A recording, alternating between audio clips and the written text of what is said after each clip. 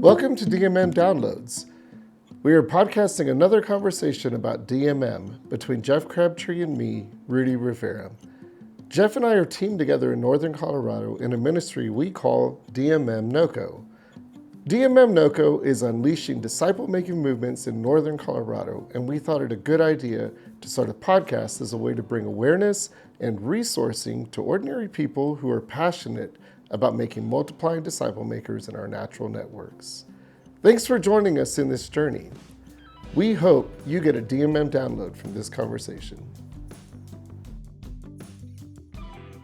Well, hey, Jeff. Rudy. Here we are again. We're here again. We're still showing up. Still showing up. And you are too, listener, if you are listening. Thank you. Yeah, thank you.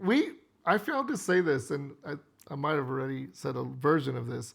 We're past the 25 episode mark, which for you and me, I think is a big deal. Maybe for some of you guys, that's a drop in the bucket. But for us, we didn't know where we were going with this necessarily. Yeah, every journey starts with first steps, and so obviously there's a learning curve, and so we're humbled and happy that we could try to provide some DMM downloads every week that, if you're listening, that hopefully will help you kind of consider what it means to be a disciple who makes other disciples. Right, and I would say we were just talking this week about DMM NOCO specifically, that we want to bring awareness to disciple making movements in Northern Colorado. We want to bring opportunities for training, coaching. Specific coaching is ongoing coaching if you're a practitioner. We want to continue to bring some resources, and then we want to model all of this. So we don't want to just be talkers and kind of theorists. We want to be doers of the word. We want to actually do it. So this DMM Downloads podcast really falls into the awareness kind of resourcing categories. But if you've been listening for a while, and especially if you're in Northern Colorado, and you think it's intriguing, you want to find out more, then get in touch with us through the website, or take our self-paced habits course, or get in touch so we can do some ongoing training. We probably gonna maybe do some training this summer. We potentially have a group that will go through our habits training. Yeah. So, kind of with that said, again, thank you for listening past the 25 episode mark, and our intention is to keep bringing you downloads every week. So today's download really has to do with something Jeff was thinking about regarding disciple-making movements, and I just wanted to pass it back to you, Jeff, for a download. Yeah, you and I were talking 9 months ago. I pivoted from being a senior leader for 40 years or so to working on a church staff as the disciple-making pastor, and so we offer what we call an introduction or an interest meeting for disciple-making movements. Mm-hmm. So that was last night, and you asked me how that went, so I was unpacking that. Mm-hmm. And I mentioned to you that there were some individuals in that group who said, why? Yeah. Why should we consider DMM? And brought me back to the whole leadership concept, know your why. Mm. So why in the world would anybody be encouraged to peek into, lean into, try to discover what disciple-making movements DMM is all about? Mm-hmm. And so I replied to them with three particular things that may be broader than that, but at least these were the things that came to mind and are a part of my heart. Yeah. Is number one, I really believe we live in a busy, loud world with a smorgasbord of anything and everything, especially with social media at our fingertips. Mm-hmm. But I think that's pivoted and also got integrated in the church world. Is there's so many things, Bible studies, and listen to this, and podcasts, and get involved with this program, and do this, and don't do that I wonder if we haven't inadvertently done ourselves a disservice in that I think a leadership principle, a godly Christian principle, is keep the main thing the main thing. Mm-hmm. What's the main thing? If you come and there's a smorgasbord of different churches and everybody offers this, and you have this program, and you can do this and you can do that. So I said, I think tiptoeing into DMM is it elevates and prioritizes the Great Commission. And I think that's what Jesus meant when he said, seek first the kingdom. I think we find in that it's the Great Commission. So I think the reason that I invite somebody to listen to our downloads or do some research into DMM is because I think it helps crystallize and prioritize the Great Commission, which is important. Number two is the Great Commission a standard by which we will be judged? We don't want to talk just as simply about getting to heaven, but the Bible seems to indicate, I believe, that we'll be all judged by what we did good or bad in the body. What does that mean? Just morality and sins or not sins? I think it is broader than that. I think it really has to do with the Great Commission. I think when we get there, he's not going to ask us all principles in 66 different books. I think he'll say, how did you do with loving me with all your heart, mind, soul, and strength? And you loved your neighbor. And then he described that neighbor in the Great Commission. Go, and as you're going, living your life, make disciples. And so I think it's important to tap into or lean into DMM is because if that might be something you're going to be judged by, don't you think you want to think about that, prioritize it, and make sure that you're being a disciple maker? And I think finally I said to them is because I think we have a lost world all around us that's clamoring and crying out for our attention and our answer. They don't have it and we do.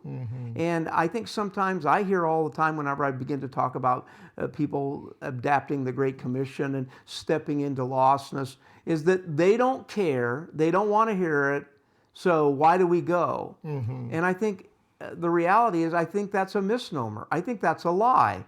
I think us saying they don't care or they don't want it, most of the people who say that have not been in the harvest. Because I think if you're in the harvest, you find out that they are looking for answers. What they resist or what they push back from, I think, is we as Christians, just that label of we're Christians, we're trying to get them saved, and the way we do it is very repulsive to them. They don't see us an authenticity of caring about them is that they're a project. So I guess why I would say to a listener, why would they do that? What's the why? Is to make the main thing, to make sure that you understand what you may be judged by in eternity, and because we have the answers for a lost, broken world that's all around us every day. Yeah. So we just talked about that, so we thought we would offer that up in a podcast. Yeah, that's a good download. And I mean, hearing you say it again, I think I'm just responding in the moment and kind of reflecting back with the main thing being the main thing. And for whatever reason, I'm reminded of a conversation I had in Illinois where a family member said Jesus was not unclear about the task. So double negative. He was very clear about the task, right?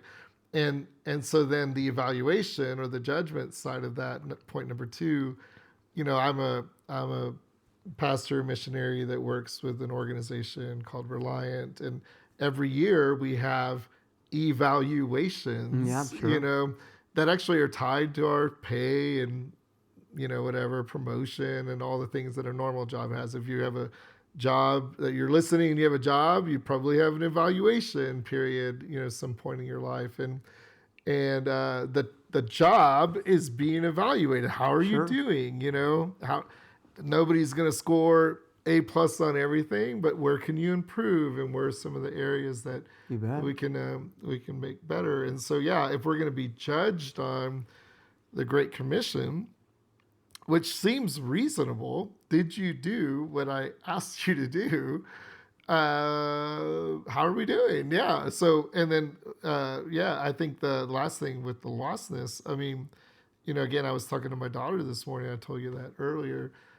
She's saying, Dad, I'm not confident that the church in the West, that's not her language, but I'm going to say that the church in the West is caring or offering anything that my generation really truly wants in that kind of packaging, and kind of what you said, maybe it's repulsed by the delivery, if you will. So anyhow, I'm just agreeing, kind of reflecting, obviously verbally processing here, but reflecting on what you said, I tend to agree. And I appreciate those three Well, thoughts. Rudy, I don't think we have meant to individually or collectively as a church, but I think we've actually, by how we've lived out our faith and what we've inadvertently presented or not, is given that the Great Commission is optional. Yeah. And if it's optional, then I get to choose yes or no. And in most cases, people go, I would rather not, because they think it means that I have to step out of my comfort zone, care about lostness, figure out how to build relational equity with people. So I'm just busy and life is tough and I don't have time for that. And that seems a little hard. So I'll just choose not to. And so that's where the rubber meets the road. Is the Great Commission optional? And we, in the disciple-making movement world, we do not believe it's optional. Yep. We believe it's a commission. Yep. It's a command. It's priority. It's seek first the kingdom. It's make the main thing the main thing. And so that's why I think it's important for us to talk about it and bring it up in discussion. Yeah. And you just said something there that it kind of strikes me differently, or maybe in a new way, that authenticity is the word that came to mind for whatever reason, but I'll try to explain it here. Kind of a dangerous thing, explain things live, but maybe you can follow. Authenticity. So we know the task. It's not unclear. It is very clear. And we know we'll be judged on it. And we know there's a world outside of here that needs answers, wants answers, is looking for answers. So authenticity, we can buckle down, if you will, grin and bear it, white knuckle it, and say, we're just going to do it because it's the task at hand. And maybe there's some validity to that and some goodness. But I think a more authentic approach would be back to the heart of God. A more authentic approach could be, I want to do this. I will do this, not only because I'm commanded to do it, but because God has so changed my life, and God has specifically imparted his heart to me that I care, that we do it in an authentic way. And there's a huge difference between things being done out of obligation, though that's important, but also being done because of true desire. Like we actually desire, our hearts align more with God's heart. I don't know if you want to say anything to that, but when you were sharing, for whatever reason, that's the word that came to mind, authenticity. Yeah. The world, I keep hearing this all over the place. In an internet world where everything is like fake, if you will, how it's being projected into the world needs authenticity. Sure. I would say this is a weird statement. The Great Commission needs authenticity. Yeah, no, I agree. Right? Like instead of being the people that just say, we're just here to make sure they're saved, we don't care the rest about anybody. Or the opposite, we don't care at all and we're not going to go anyways. Sure. Authenticity, I think, would speak more to, I'm going because I actually do care, because God's changed my heart. I don't know if you have something to say. Yeah, and I think, Rudy, the first step, or one of the first steps of authenticity, is understanding. If I care about you, I need to understand you. If I don't care about you, then it's not authentic. No matter how authentic I think it comes from my perspective, it's not authentic to you because I'm not seeking to understand you. So I think in this whole thing of making disciples and stepping into lostness and being authentic, it's not just my motive, it's that I want to understand, who are you? What's going on with you? Why have you resisted maybe yielding to the great news of Jesus? Or what's the roadblock? Or what lie are you listening to? Or what hurt has happened in your life in regard to Christians or the church that make you repel the church? So I think authenticity, to tackle what you're doing, is first is we need to go out with a God's heart of love to understand them, and then we can offer something to them, rather than we're offering something that we don't even understand anything about them. Yeah, that makes me think of is it Hebrews that says we have a high priest who can sympathize and understand. Yeah, that's what it makes me think of. I think Hebrews 4, maybe 2, somewhere in there. Anyhow, Any closing thoughts, Jeff? I really appreciate these 3 clarifying downloads, I think, or 1 download, but 3 points there to clarify. Yeah. Why? Why should anybody even care about, disciple making movements? Yeah, obviously we don't know our audience that's listening. Again, we want to thank you for listening. Is why would you keep listening? Why would you do some research or lean into disciple making movements? Hopefully we answered the why for you today. And again, if we can serve you or help you in any way, we want to make sure that maybe you could get in contact with you, and we'd love to start a relationship and some communication with you. Yeah, well said, Jeff. Thanks again for a download. And Jeff, keep bringing them. We'll keep going. Here we go, Rudy. Here we go. All right, see ya. Thanks, Jeff, for that engaging download. In DMM, we like to say that disciples are learners. I know I'm learning a lot from my conversations with you, Jeff. From all of us in DMM NOCO, we hope you got a DMM download from the conversation today. Don't forget to leave this podcast a review wherever you are listening online. If you found this conversation helpful, please head over to our site, dmmnoco.com, where you can find more content for your DMM journey, including a self-paced Habits of a Multiplying Disciple course. The course is designed to give you practical next steps to becoming a DMM practitioner and multiplying disciple maker. You can take that course for free at dmmnoco.com. We will be back next week with another engaging DMM download episode.